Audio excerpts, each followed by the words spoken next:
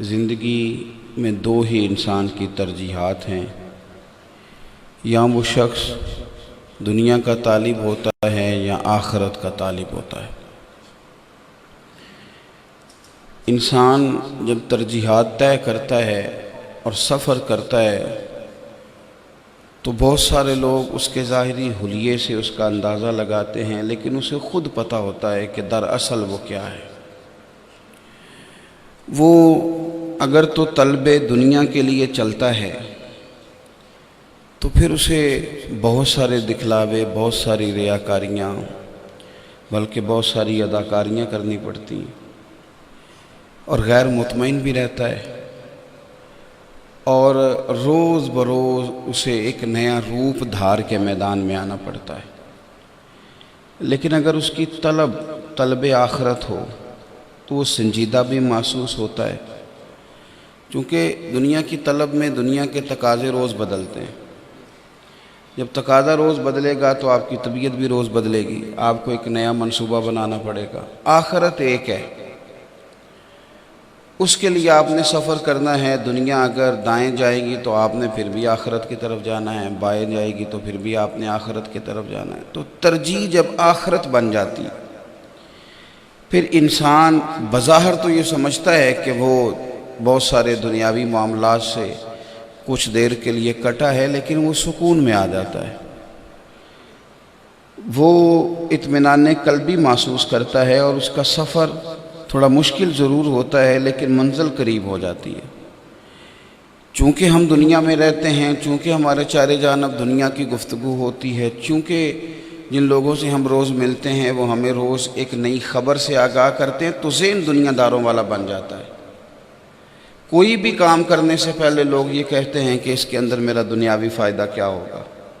بلکہ اب تو اللہ تعالیٰ معاف کرے بڑے سخت لفظ مسلمانوں نے کہنے شروع کر دیے ہیں کہ میں تو وقت پڑنے پر گدھے کا بھی باپ بنا لیتا۔ دنیا داری میں جب لوگ اخلاقی اقدار اتنی ضائع کر جائیں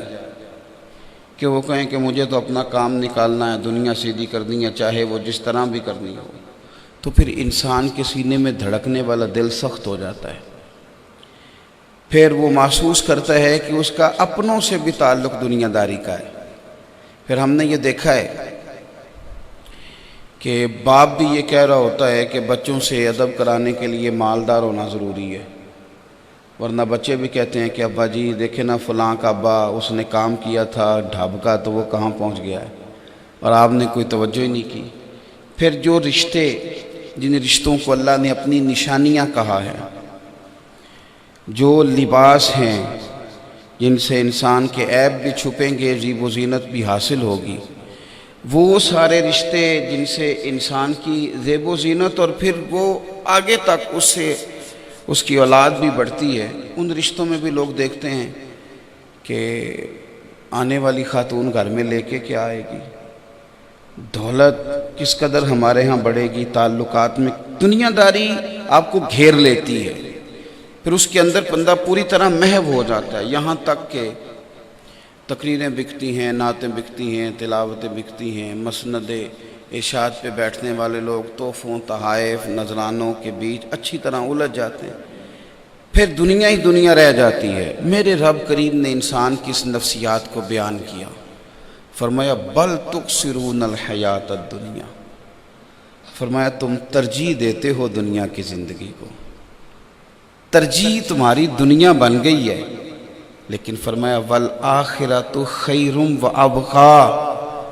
آخرت تمہارے لیے بہتر بھی ہے اور ہمیشہ باقی رہنے والی بھی ہے۔ یہ بہتر ہے تمہارے لیے بہتر ہے اور باقی رہنے والی بھی ہے۔ اللہ کے پیارے حبیب صلی اللہ تعالی علیہ وسلم نا جو سوچ ہمیں دیتے تھے نا، اس میں ایک بڑا باریک سا فرق ہے جو سمجھنے والا ہے۔ رہبانیت سے حضور نے منع کر دیا، حقوق چھوڑ کے بھاگنے والے انسان کو پسند نہیں کیا، یعنی ایک آدمی جنگل میں چلا جائے، بال بچے چھوڑ جائے، اس کو پسند ہی نہیں کیا، سرے سے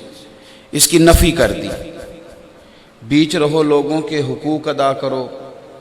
اس کا حکم ارشاد فرما دیا۔ بلکہ دنیا کے اندر اگر کسی نے حقوق کا تعین کر کے، آج تو بڑی بڑی حقوق کی تنظیمیں ہیں لیکن بیچاروں کے پاس کوئی دستور ہی نہیں، تعین کر کے ہر شخص کے حقوق، حتیٰ کہ رستوں کے حقوق بھی حضور نے بیان کر دیے، جانوروں کے حقوق بھی بیان کر دیے، یہ سارا تعین کر کے رہبانیت سے روک کر اس کے باوجود جو سوچ دی وہ کیا ہے